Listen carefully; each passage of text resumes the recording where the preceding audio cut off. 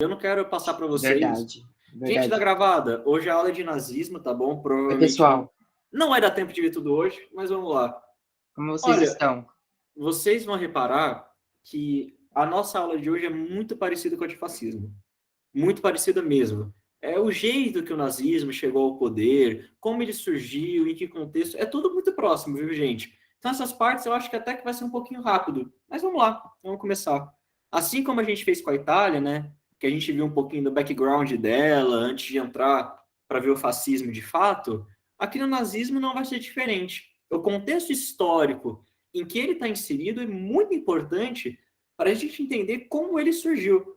Porque, mais até do que o Mussolini, a gente olha o Hitler e fala, nossa, ele é o demônio, ele é o capeta na Terra. E não está errado a gente pensar nisso. Ele foi uma pessoa asquerosa, mas ainda assim uma pessoa.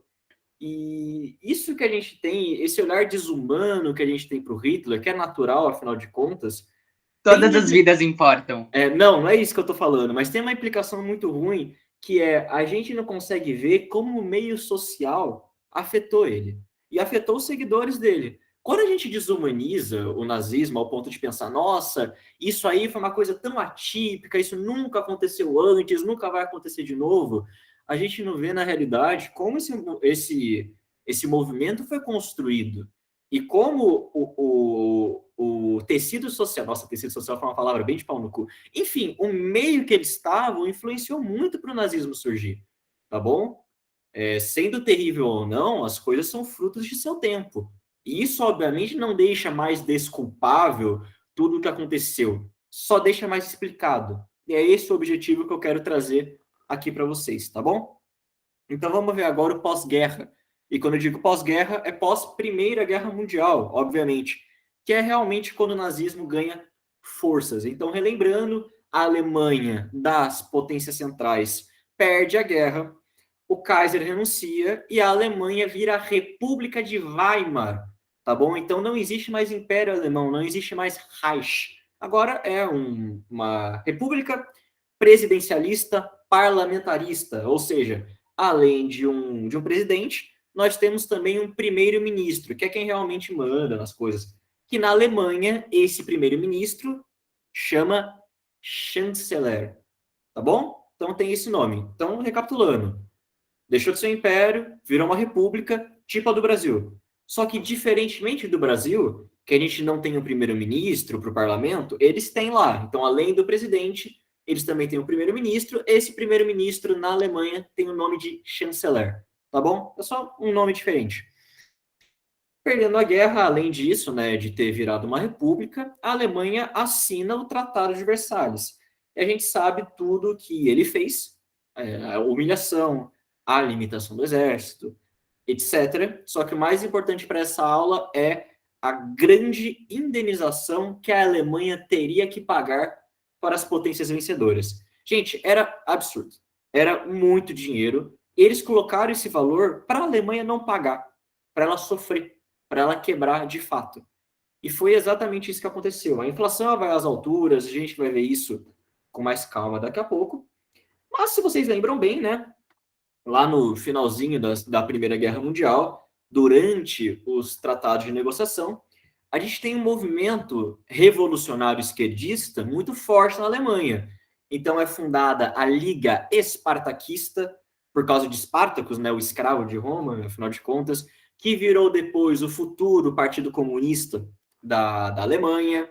A gente tem a Revolução de Berlim, que é uma tentativa de tomar o poder socialista lá, que deu errado. A gente tem a proclamação da República da Baviera, que é um período muito curto em que o Estado é um Estado mesmo, tipo como se fosse São Paulo, o Estado da Baviera se proclama socialista, proclama foi foda, hein? Mas por que está passando tudo isso, Edu? Porque é importante não vocês saberem esses fatos, tintim por tintim, o que aconteceu na República da Baviera. Não, vocês não precisam saber disso. O que vocês precisam saber é que, exatamente como a Itália, que quando entrou em crise, os movimentos de esquerda se consolidaram, na Alemanha estava acontecendo a mesma coisa. E um dos partidos comunistas mais ativos e fortes do mundo era o da Alemanha. Nunca se esqueçam disso. Desde sempre, tá bom, gente? desde sempre. Afinal de contas, né, Marx é alemão, prussiano, mas, enfim, alemão, de qualquer jeito. Então é isso. A Alemanha assinou o Tratado de Versalhes. Acabou a guerra, mas a que preço? A um preço muito alto para os alemães. Pesadas indenizações, o parque industrial alemão estava destruído e, basicamente, tudo que o país conseguia produzir ia para o exterior, ia para fora, como medida de pagar essa indenização de guerra. Nesse cenário de muita pobreza, de muita crise e de muita dificuldade, os partidos de esquerda ganham força dentro da Alemanha. Tanto é que a gente tem a criação, né, do Partido Comunista Alemão, antiga Liga Espartaquista, e tentativas de revoluções dentro da Alemanha. Todas elas dão errado, mas eles tentam, tá bom? Então a gente tem aqui um movimento de esquerda muito pulsante, muito forte. Não ao ponto de conseguir fazer uma coisa como os bolcheviques fizeram na União Soviética, uma antiga Rússia, mas que eles conseguiram, que eles tinham um certo poder lá. A Alemanha perdeu terras muito lucrativas com o Tratado de Versalhes, então aquele território da Alsácia-Lorena teve que voltar para a França. Suas colônias na África, Camarões, etc., tiveram que ser redistribuídas para as potências vencedoras, e nesse cenário de merda a gente tem uma Alemanha destruída, sem parque industrial, sem empregos, com uma inflação comendo solta que chegou a 33.400%. Eu não consigo, por mês, eu não consigo expressar um palavrão forte o suficiente para mostrar para vocês o quanto que é isso. Gente, a inflação de hoje não chega a 100%. E já está grande. Na época dos nossos pais, época do Sarney, do Plano Collor, essas coisas, que tentaram controlar a inflação, também não passava de 3 dígitos. Não passava de 1.000. Chegou acho que a 400, alguma coisa assim. E era terrível, aquele negócio que contam pra gente, né? Preço de supermercado mudando todo dia. O da Alemanha era 33.400 por mês. Surreal. O dinheiro, o marco alemão, que é a moeda deles, perde completamente valor. Que é aí que vocês têm essa foto das crianças à direita. Elas estão brincando com o dinheiro. Elas estão fazendo castelinho, porque o dinheiro não vale nada. Absolutamente nada. E aí você tem uma nota de 1 bilhão de marco alemão, porque o dinheiro perde completamente valor.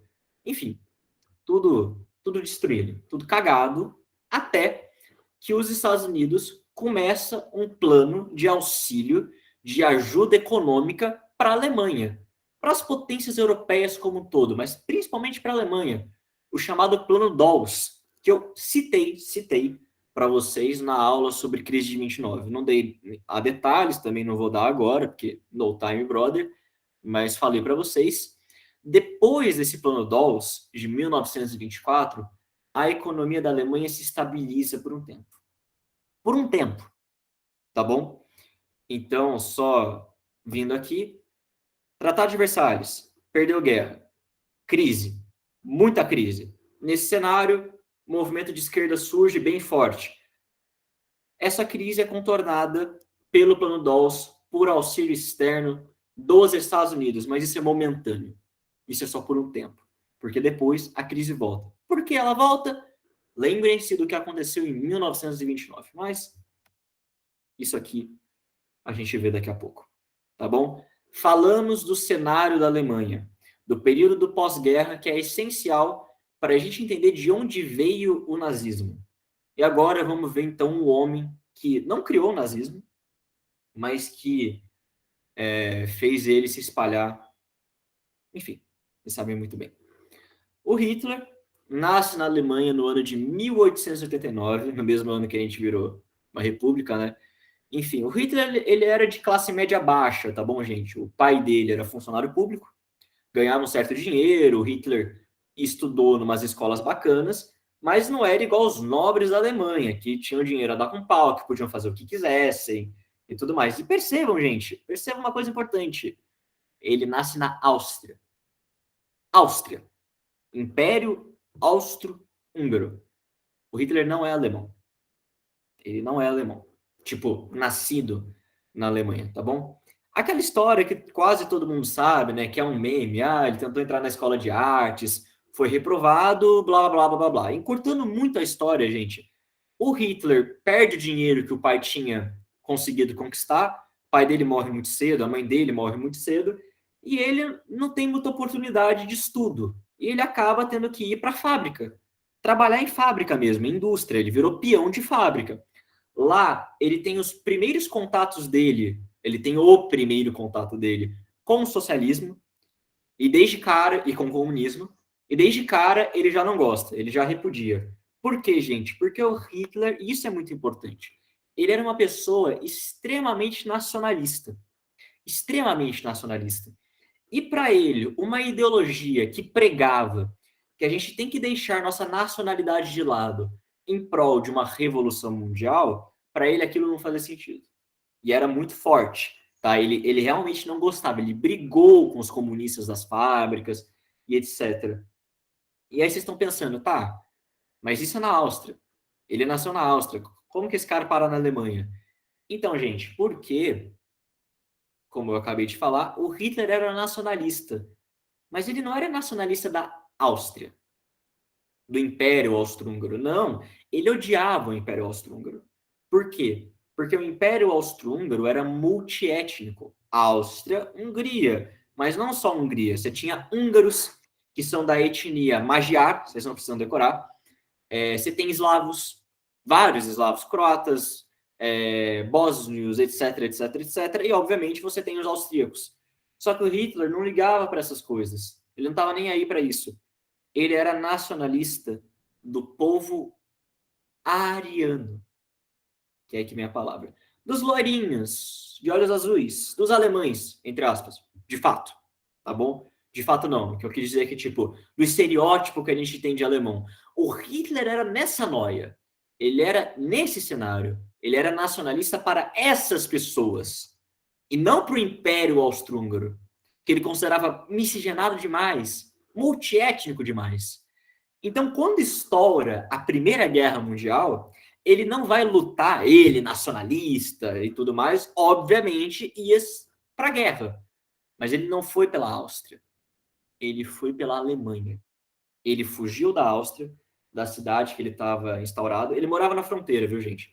Foi para a Alemanha, se alistou no exército do Kaiser e lutou. E na guerra, ele foi muito, muito condecorado. Muito elogiado. Pela bravura, pela coragem.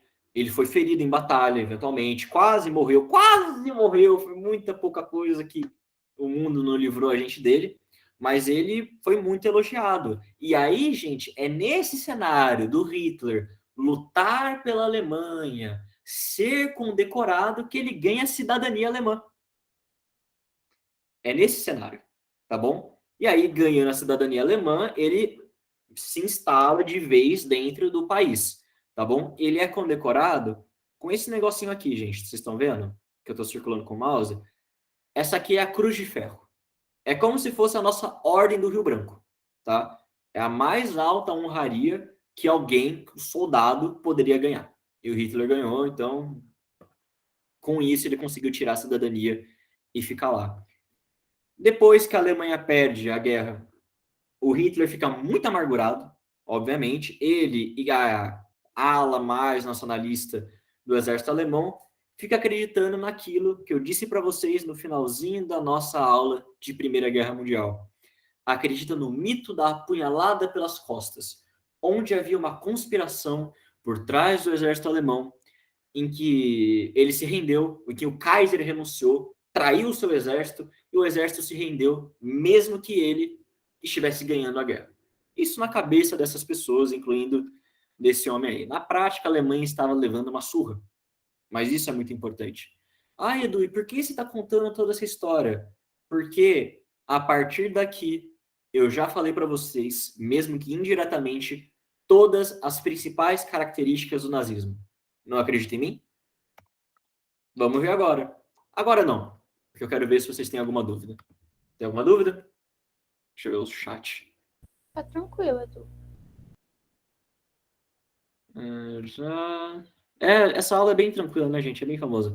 Edu, semana que vem você vai sentir saudade de mim? Não, eu vou acender uma vela de felicidade, rogar aos dedos. Muito obrigado, de mentira, Léo. Sentir saudade, sim. Meu Deus, ele odiava o Brasil. E tem brasileiro nazista. Gente, vou contar essa história de fofoca aqui pra vocês, que eu sei que vocês gostam de uma fofoca. Você tinha um grupo neonazista colombiano, não era brasileiro, colombiano, e aí eles foram fazer uma peregrinação lá para a Alemanha. O que aconteceu? O grupo neonazista colombiano Nossa. apanhou do grupo Sim. neonazista da Alemanha, porque eles eram latinos. É isso. Mas, enfim, fofoca à parte, vamos continuar agora. Essa história é famosa. Vamos falar das características do nazismo. Percebam, gente, que a grande maioria delas, é em comum com o fascismo. E quase todas as características do fascismo são também características do nazismo. Mas tem diferença. Qual? A gente vai ver daqui a pouquinho. Primeiro, nacionalismo exacerbado. Exaltação sentimental da pátria, da sua cultura, da sua língua, do seu povo. Obviamente aqui, de novo, eu estou falando de uma nação muito restrita. É a nação ariana, só ariana. Quem nasceu na Alemanha é necessariamente ariano? Não, não. Você pode ter pessoa que nasceu na Alemanha que é eslava, que sei lá, magiar, que é judia. Então vejam que é uma nação étnica, aqui ligado ao conceito de etnia, e não a país, e não a território, tá bom? Então esse nacionalismo é para cultura, povo, língua, costumes arianos. Só.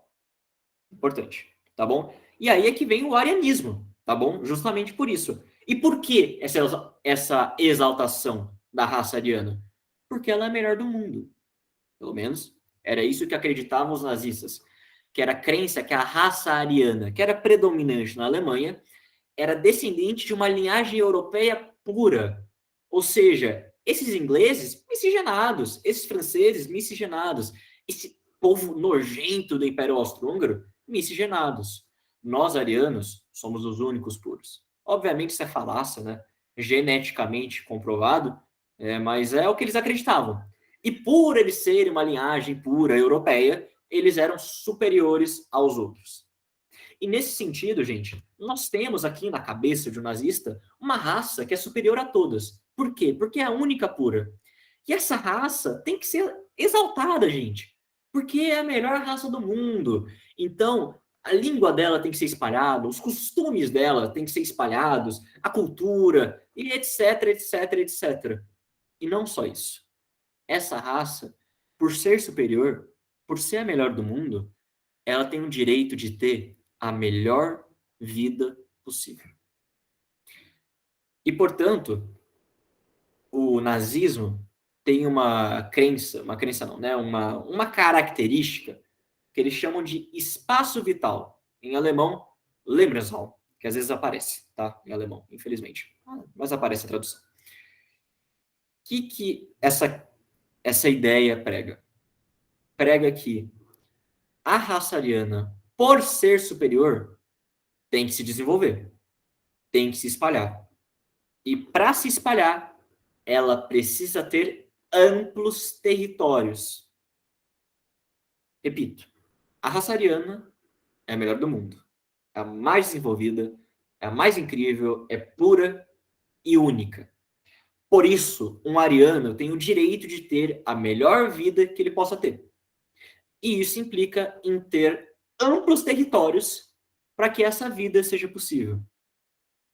Obviamente, gente, essa crença do espaço vital vai alimentar o expansionismo alemão e o seu belicismo, tá bom? Então é o seguinte, a crença é a seguinte: nós arianos somos puros, os eslavos não são puros.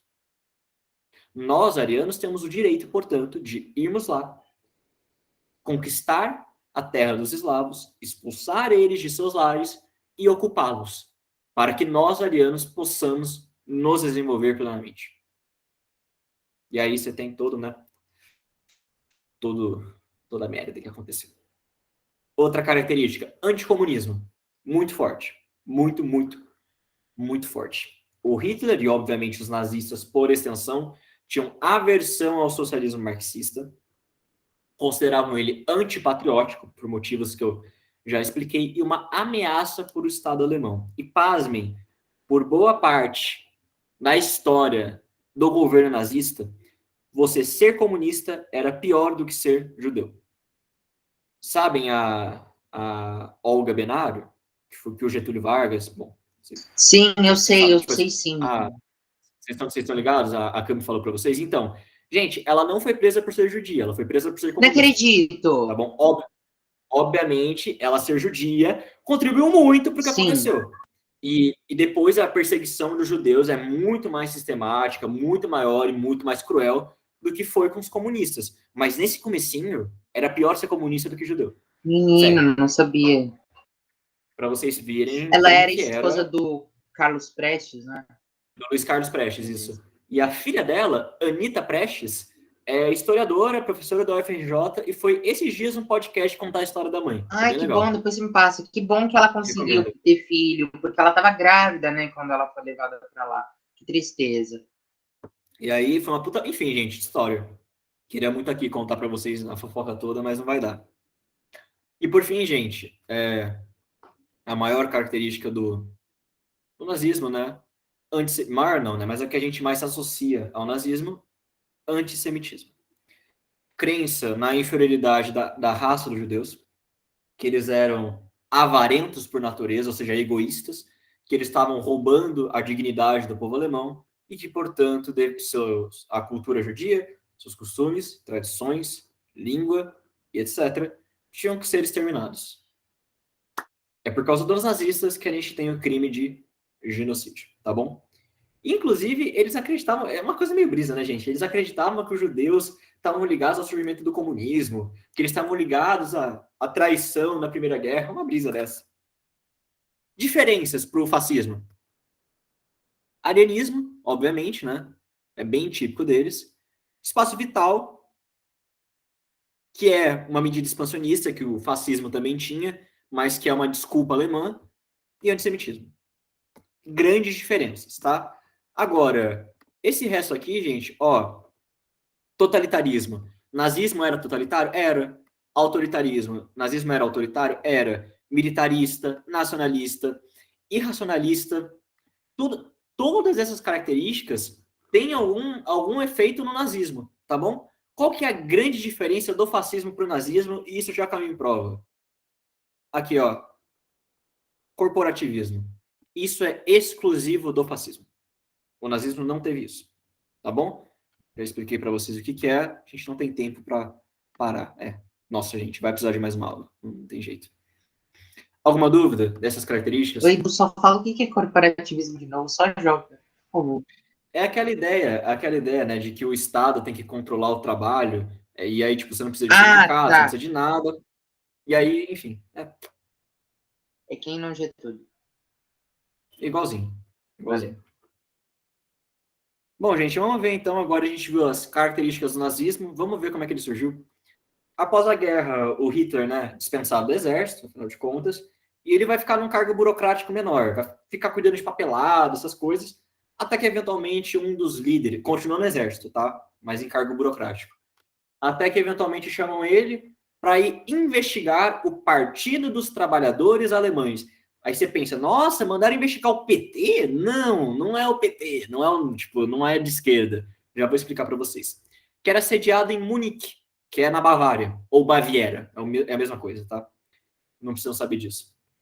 Basicamente, gente, esse Partido dos Trabalhadores Alemães estava na rédea curta da inteligência do país porque eles eram loucos. Eles eram malucos. Sabe isso que eu acabei de mostrar para vocês? Então, era o que esses caras acreditavam. Aí vocês pensam, nossa, mas por que Partido dos Trabalhadores? Ah, já sei, é porque o nazismo era de esquerda. Não, por favor, dê um pescotapa em você mesmo e preste atenção no que eu vou falar agora. Nazismo, por favor, não era de esquerda. Tá? Não era. Só não era. Os caras eram anticomunistas. Como é que poderiam ser? Então, por que o partido nazista chamava no começo Partido dos Trabalhadores Alemães e depois chamava Partido Nacional Socialista? E sim, é socialista dos trabalhadores alemães. Porque, gente, primeiro, socialismo, nesse período, não era só de esquerda. você tinha alguns autores de direita que pregavam socialismo de direita, por mais que isso seja inconcebível para a gente hoje em dia, era a realidade dessa época. E segundo, porque era apelativo. Você ter trabalhador no nome, você ter socialista no nome, era muito apelativo para as massas operárias da Alemanha, tá bom? Então, esse nome aqui era muito mais uma jogada de marketing do que qualquer outra coisa. Mas, enfim, né? O Hitler é mandado investigar esse partido, mas acaba que ele gosta muito desse partido e eles viram BFFs. O Hitler se filia ao partido e, em pouco tempo, vira o grande líder desse treco, tá?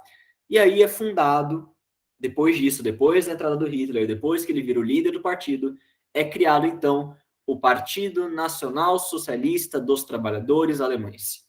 Em alemão, Nationalsozialistische Deutsch, não sei, Arbeiterpartei, ou alguma coisa assim. Que aí, né, do alemão, ó, Nationalsozialist, nazista, tá bom? É aí que vem o nome desse treco. Já lá no partido nazista, já dentro dele, o Hitler cria a SA, que é tipo os camisas negras deles, dos nazistas, tá? Um grupo paramilitar, miliciano nazista que perseguia opositores políticos. Então é isso, gente. Hitler basicamente chegou no partido pronto, que acreditava em tudo que ele acreditava, e aí deu match. Tinder aí funcionou, e ele entrou pro partido. Depois que eles criaram essa SA, esse grupo miliciano, o partido nazista tenta dar um golpe de Estado. Tenta dar um golpe, gente, golpe mesmo. Tenta usurpar o poder. É o chamado putsch da cervejaria, ou golpe da cervejaria. Também é a mesma coisa.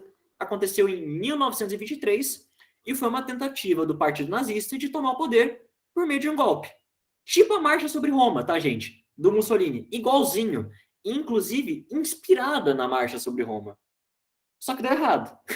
Os nazistas são presos, o Hitler é preso, como a gente bem sabe na história, e aí tem o período dele na prisão. Vamos correr, rapaziada. Vamos correr que eu tenho que chegar pelo menos no slide 7. Tudo ótimo, como Tudo você? Bem aqui? Tá tudo bem, Não, vocês estão bem, né? bem é uma palavra forte, mas... Não, Tô. tipo, tá ok com a aula, essas coisas? Tá tudo bem A Mariana mesmo? fica Beleza, então, gente. puta. Ele me estressa, dou vontade de bater no meu.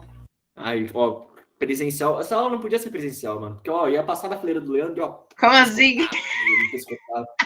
Escotava o tempo todo. Mentira, tô brincando. Não tô brincando, não, mas enfim. Não, tô brincando. Ou será que não? Enfim, gente. Olha só. Vocês sabem quando vocês estão na escola? Vou até olhar para vocês agora. Vocês sabem quando vocês estão na escola e aí alguém te chama de um apelido e você não gosta, e aí você fica puto? Sim. E aí só porque você ficou puto as pessoas começam a te chamar mais desse Sim. apelido?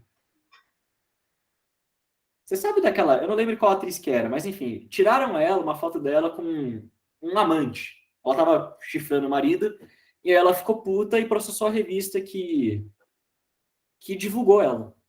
E justamente por ela ter processado a revista que divulgou ela, a história ficou mais famosa ainda. Se ela tivesse deixado só quieto, nada teria acontecido. Pois então, foi exatamente isso que aconteceu com o Partido Nazista. Gente, até o putsch da cervejaria, o Partido Nazista era uma coisa muito regional. Ele era da Baviera, da região da Alemanha lá. De um estado só, minúsculo, de Munique, que não é lá a maior cidade da Alemanha. Então era uma coisa muito pequena. Quando eles são presos, ou as lideranças nazistas, é foda, porque essa história se espalha. E eles ficam famosos. E aí, ó, tal como a mulher que processou a revista porque ela divulgou que ela tinha corneado o marido, eu sei que é uma analogia tosca, mas isso aconteceu com o nazismo. Isso aconteceu. Com a prisão deles, os ideais nazistas ficaram famosos. E eles vão para além da Baviera. Eles saem da Baviera e atingem outras regiões da Alemanha. É nesse cenário também, gente, preso, que o Hitler escreve a autobiografia dele, o Mein Kampf, Minha Luta. Tá? Ele escreve em 1925 a autobiografia dele e que vai servir, é basicamente a Bíblia nazista, tá bom, gente? É bem legal de ler. Tipo assim, obviamente é terrível, mas é bem legal de ler. Não recomendo que vocês leiam agora, mas quando tiverem um tempinho, passar dessa fase chata e tal, leiam. Leiam que é interessante, tá? Tem para comprar, muito difícil comprar. Eu achei na banca de Cajuru, tipo, aleatório, mas enfim. Eu achei aqui, mas é interessante ler. É uma autobiografia, mas mais do que isso é uma propaganda. Uma propaganda dos principais ideais nazistas. Esse livro vendeu como água. Vendeu muito. E aí o nazismo começa a ficar forte. Vai crescendo, crescendo, crescendo na opinião pública, vai crescendo. Presença forte nas grandes cidades, especialmente uma coisa que o Partido Nazista fez muito bem, usar das novas tecnologias e tentar fazer um uso delas para propagar suas próprias ideias. Então, rádio, filme, televisão, isso foi tudo usado pelo Partido Nazista para se espalhar. Quem estava à frente dessa propaganda, vocês com certeza já ouviram falar, era o Joseph Goebbels, que era membro do Partido Nazista, um gênio, tipo, eu posso falar isso, eu acho, um gênio total da propaganda. O cara era brilhante. É a ele que é atribuída aquela frase: uma mentira contada 100 vezes se torna verdade. Não se sabe se foi ele que realmente falou essa frase, mas ela resume bem toda a ideologia por trás da propaganda nazista. Porém, por mais que o nazismo tivesse espalhado e ele tivesse mais forte do que nunca, ele ainda não era lá grande coisa. Então você tinha uma população minoritária, que estava cada vez mais numerosa, mas que ainda era minoritária, que estava alinhada com o nazismo. Só que ainda era tipo, um partido muito irrelevante. Por quê, gente? Porque nazismo, tal como fascismo, tal como franquismo, como salazarismo, como getulismo, precisa de uma população radicalizada. E não era esse o cenário da Alemanha. Lembra que eu falei para vocês no começo da aula que a economia se estabilizou por um tempo por causa do plano Dawes? Então, quando o Hitler é preso, em 1925, que ele escreve o Mein Kampf, o país estava bem, economicamente falando. Estava se recuperando, a inflação estava diminuindo, desemprego estava baixando, e nesse cenário não tem população radicalizada. E o nazismo não se espalha. E o nazismo fica contido na dele. Só que isso não dura para sempre. Né? Alguma dúvida, gente? Não, se eu falar alguma coisa, a Mari vai me bater. Não, tô falando sério. Se vocês têm alguma pergunta, podem fazer. Não, gente, tá de boa. Tá de boa? Então vamos pro último slide da aula, eu acho. Eu queria dar até o 7, né? Mas vamos ver, vamos ver. Ah, e aí é só semana que vem. Não, na outra. Na outra, né? Vamos ver, vamos ver. Gente, 1929 tem a crise de 29. Bolsa de Valores de Nova York quebra. A gente já viu essa aula. E eu falei para vocês naquela aula que a Alemanha era um dos países que mais recebia ajuda econômica dos Estados Unidos. Só que agora não tem Estados Unidos para ajudar. E a economia da Alemanha, que já estava muito fragilizada, que só tinha começado a se recompor, quebra de vez. 44% da população ficou desempregada. Eu vou repetir de novo, caso não tenha ficado claro. 44% da população de um país estava desempregada. Vocês acham que o Brasil tá foda hoje? Tá foda, não vou negar. É inadmissível que o Brasil tenha isso tudo de desempregado. Quanto que a gente tem? 18 milhões de pessoas. Quantos? Acho que é mais ou menos 15, 16% da população do Brasil está desempregada. A Alemanha é 44%. Quase metade não tem emprego. Ou seja, quase metade não ganha salário. Não tem nada para comer. Não tem reserva econômica, não tem nada. Miséria. Miséria total. E agora sim temos o cenário para o nazismo crescer. Por quê? Porque crise econômica, vem inflação, vem desemprego, vem fome, miséria, essas coisas. E aí a população, nesse cenário, ela fica tendenciosa a ir para umas escolhas mais trágicas, mais sádicas. A gente muito bem sabe disso, né? E é nesse cenário de crise econômica que dois grupos se fortalecem dentro da Alemanha: os nazistas e os comunistas. Atenção, gente. eu não estou aqui querendo equiparar nazismo com comunismo, porque não tem como comparar. Não tem. É completamente diferente. Por todas as críticas que vocês possam fazer ao comunismo e que eu faço ao comunismo, principalmente a da União Soviética, o nazismo tem a segregação, tem a perseguição, tem a morte na sua gênese, na sua ideologia. O comunismo não tem isso. Tá bom? Por que eu coloquei os dois aqui, então? Porque o comunismo, assim como o nazismo, não surte efeito, ele não cresce em um cenário ok. Se a economia vai bem, se as coisas estão legais, o comunismo não ganha força, gente. Isso é normal, isso acontece. A população também tem que estar radicalizada para o comunismo surgir. A União Soviética sabia disso. Peguem uns exemplos, gente. União Soviética, crise da Primeira Guerra Mundial. Revolução Chinesa, crise da Segunda Guerra Mundial. No Vietnã, Guerra da Indochina. Aqui no Chile, com a Allende, crise econômica. Cuba, também a ditadura do Fulgêncio Batista, que estava muito mal das pernas. Angola, todo exemplo vocês têm isso. Então, o que eu estou querendo dizer é que esses dois grupos ganham forças porque os dois precisam de uma população radicalizada para aumentar. Só que não equiparem eles, gente, porque é injusto. E eu não sou um apoiador do comunismo, vocês sabem disso, mas é injusto, tá bom? E é errado. Além de tudo, é errado se tentar equiparar os dois, porque são coisas diametralmente diferentes. Enfim, feita essa ressalva, o que aconteceu, gente? A mesma coisa que aconteceu na Itália. O comunismo cresceu, estava ganhando forças, assim como o nazismo. Quem que a elite econômica da Alemanha vai apoiar? Obviamente o nazismo. Então, as elites germânicas, econômicas, grandes latifundiários, industriais, banqueiros, com medo de que os nazistas, com medo que os comunistas iriam roubar seus pertences, iriam expropriar a terra, instaurar uma república socialista ou qualquer merda assim, eles apoiaram os nazistas. Teve judeu que apoiou o nazista nesse período, viu? Isso é arrependimento batatas, né? Era aquela coisa, né, gente? O Hitler era uma pessoa muito extrema, o partido nazista é muito extremo, não gosto deles, mas olha, melhor eles do que esses comunistas. O Bolsonaro é muito extremo, mas ele, o PT, quase a mesma coisa. Obviamente não estou equipado, enfim, vocês entenderam. E aí, o Hitler se aproveitou desse momento de crise nos seus discursos e prometeu 1001 coisas. Então, muito populismo, prometendo que ia acabar com a crise econômica, que ia melhorar a inflação, que ia criar emprego, que ia desrespeitar o Tratado de Versalhes, que ia rearmar a Alemanha, e isso ganha força, até que vitória. O Partido Nazista, nas eleições de 1932, para o parlamento alemão, esse que vocês estão vendo aí à direita, que pegou um fogo danado, o Partido Nazista obtém 32% das cadeiras. É o maior partido em número, tá bom? Hitler concorreu à presidência, porque eram eleições separadas, tá? Eleição para o parlamento é como se fosse deputado, e eleição para presidente é para presidente, tá, gente? Aconteceu em separado. O Hitler perdeu a eleição para presidente. Ele concorreu com o Hindenburg. Quem é Hindenburg?